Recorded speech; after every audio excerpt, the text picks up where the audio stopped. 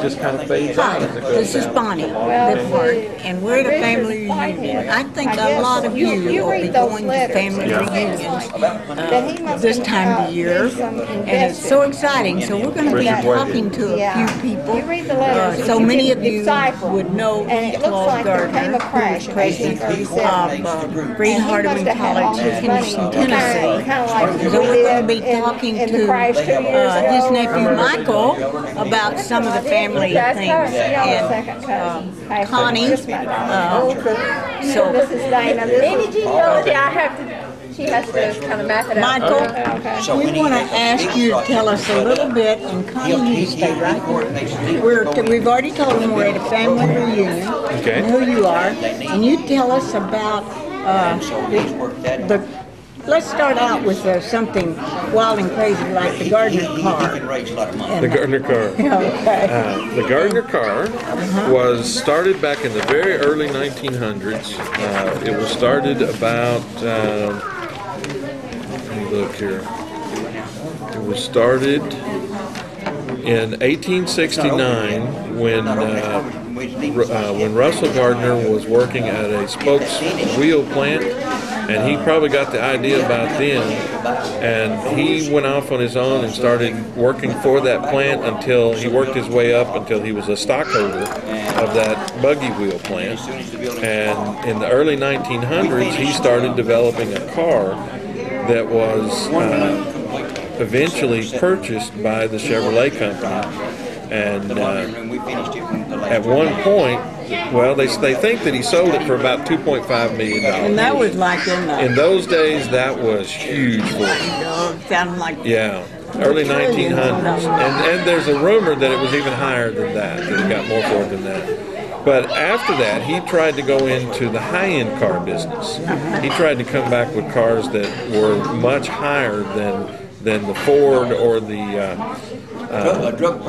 Chevrolet cars were in that time, in that he was looking for those people that were willing to pay for the high-dollar cars.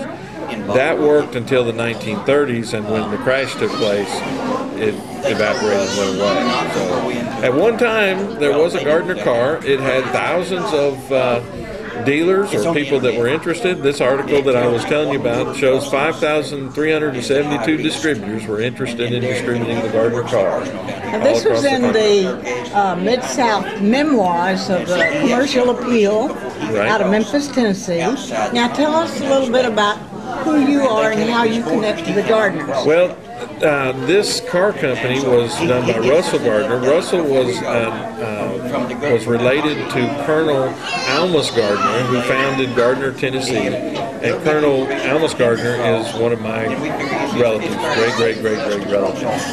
Your dad, Albert Gardner, was also went many times to India as a missionary. Right, and West Africa. He did two-year tours in Ghana, West Africa, and he's been to India probably 17 times on trips as short as 2 weeks and as long as 2 months. And we were helping him and didn't realize he even had children. Yeah. We just knew it was a Gardner going to as a missionary. And actually, he's very well published. He's got a lot of books in India that have been translated into different languages. We have one of his books that we got about Revelation, the notes on Revelation, because we're studying Revelation, and it's very few books written on Revelation. He's done a lot of study on Revelation. And your uncle is standing kind of behind you, E. Claude Gardner, which is your dad's brother.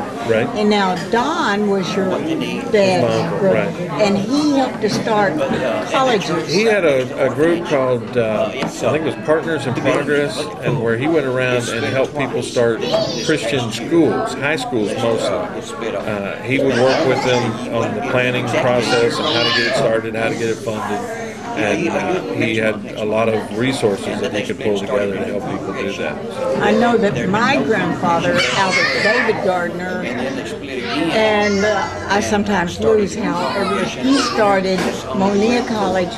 Well, it was actually went from kindergarten, what we would call kindergarten, first grade, first reader, through college at the time, which after Monia College was no longer in existence, he had encouraged Emmett Smith, a lot of people know, to start Curtis Ridge College. Right.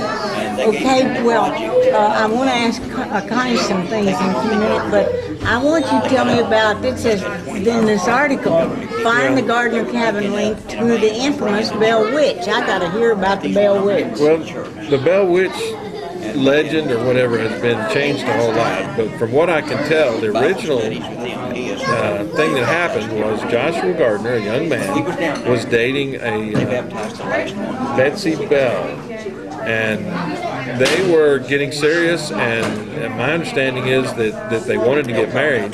Betsy's mother was against it, and so she basically said that she was cursing the wedding, and which is a lot of people there believe she was a witch, and so they felt like that this was interfering with the wedding, and it sounds like that Joshua just had enough of the family relationships and he moved on.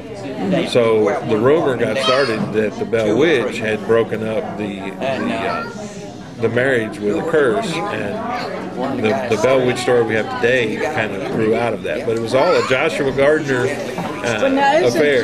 Isn't Joshua Gardner the one that gave money for, if I'm not, that was Colonel John Gardner.